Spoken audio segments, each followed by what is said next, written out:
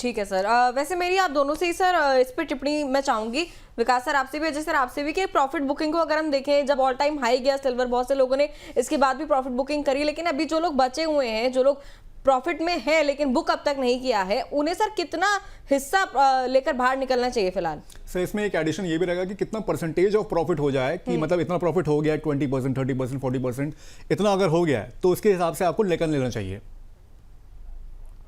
Ajay sir पहले आपसे। देखिए विकास जी तो देखिए नाम ही है उनका पूरा कंप्लीट सर्कल, तो पूरा अच्छे से 360 डिग्री देखते भी हैं।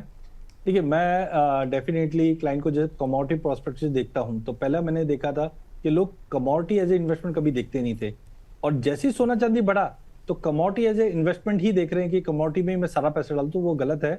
20% का एलोकेशन मैक्सिमम होना चाहिए। और पर्सनली जो मैंने मेरे क्लाइंट को सजेस्ट भी किया और जो मेरा पर्सनल व्यू है, उसमें मुझे लगता है कि एटलीस्ट 50% आपको एक बार प्रॉफिट बुक करना चाहिए। एसआईपी आपकी कंटिन्यू रखिए, बिकॉज क्या होता है, देखिए आज जो गिवन कंडीशंस उसको देखकर मैं आपसे बात कर रहा हूं कि मुझे लगता है एवरीथिंग इज गेटिंग मैच्योर्ड। लेकिन एक चीज समझिए, इंडिया में डबल बेनिफिट है। क्यों है? अगर ग्लोबल मार्केट में करेक्शन आ भी जाता है, इंडिया में रुपये में जो गिरावट है वो हमेशा दे। उदाहरण के तौर पे 2011 की ही हम बात करें, 1980 में चलो ध्यान नहीं था, तो इंटरनेशनल में हमने करीबन 40% की गिरावट गोल्ड में देखी, जहां पे $1920 से 1062 का लो लगाया था। लेकिन इंडिया में नहीं टूटा। इंडिया में हार्डली अगर हम देखें तो 28% की गिरावट आई थी। क्यों? क्योंकि रुपए में गिरावट बढ़ना स्टार्ट हो गई। तो मुझे लगता है कि yes, this is the time we should book our profit at least 50% जिन्होंने पहले के ले रखे। बट हाँ, आपकी एसआईपी कंटिन्यू रखिए। उससे होगा क्या, जैसे आज हमने 15-16% की गिरावट देखी है, तो मन चंचल है वो रुक जाएगा, लेकिन आपकी एसआईपी है वो स्मार्ट है, वो कंटिन्यू आपका इन्वेस्टमेंट रखेगी। इन्वेस्टमेंट में वेदर मार्केट ऊपर है कि नीचे है, और जब आप 6-8 महीना, साल भर बाद, 2 साल बाद देखोगे, तो आपका जो प्राइसिंग वैल्यू एवरेजिंग जो हम बोलते हैं वो बहुत ही बेहतरीन रहेगी। तो आई थिंक 50% कम करना चाहिए, बट एसआईपी कंटिन्यू रखनी चाहिए। विकास सर आपसे भी ये सिमिलर सवाल रहेगा कि अगर किसी को अगर प्रॉफिट बुकिंग यहाँ पर करनी हो, परसेंटेज के लिहाज से सर कितना कर सकता है? जैसे कि अगर मैंने बोला कि अगर 1 लाख रुपए निवेश किसी ने किया था, तो क्या उसका 1.5 लाख हो जाए तब वो निवेशित, तब वो अपना पैसा निकाल सकता है, या फिर 2 लाख जब हो जाए तब पैसा निकाल सकता है, या फिर सर्टन परसेंटेज आप किस कैटेगरी में इसको डालेंगे? आई थिंक देखिए बहुत कुछ हद तक वही अजय सर वाला ये फॉर्मूला है। लेकिन जैसे मान लीजिए अगर कमोडिटी में मैक्सिमम साइड पे किसी ने 20% अगर अपनी एलोकेशन रखी थी कि मुझे 20% रखनी है, अब क्योंकि सिल्वर एवरी डे और गोल्ड भी अगर आप देखेंगे इतनी स्पीड से बढ़ रहा था, तो आपके वो जो 100 रुपए में 20 रुपए का आपका जो गोल्ड सिल्वर था, वो अगर होके जैसे 30-40 रुपए हो गया, तो आपको वापस वो थोड़ा सा करेक्ट करके अपने 20 तक लेके आना, तो ऑटोमेटिकली प्रॉफिट बुकिंग हो जाएगी, क्योंकि आपको रीबैलेंस करना अपना पोर्टफोलियो।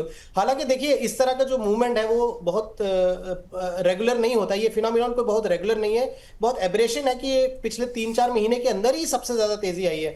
तो आपको पोर्टफोलियो को जो रीस्ट्रक्चरिंग है, अगर जनरली हम बोलते हैं कि एवरी क्वार्टर अपने पोर्टफोलियो को रिव्यू करिए, रीएडजस्ट या रीबैलेंस मत करिए, रिव्यू करिए। बट रिव्यू करते हुए अगर आपने देख लिया कि आपके पोर्टफोलियो में अचानक से एक्सपर्ट आया किसी एक एसेट क्लास में, और वो अपनी जो एक डिसिप्लिन आपने सोच रखी थी उसको ब्रीच कर दिया, तो उस समय प्रॉफिट बुक करिए। तो मैं इसमें एक परसेंटेज नहीं करूंगा कि एसेट क्लास कितनी परसेंट बढ़ जाए तो आप बुक कर दीजिए। मैं इसको इस तरीके से बोलूंगा कि वो एसेट क्लास आपके जो एलोकेशन तय की थी उससे कितना आगे बढ़ रहा है, उसको आप रीएडजस्ट करने के लिए उसको आप कट डाउन करें अपनी पोजीशंस।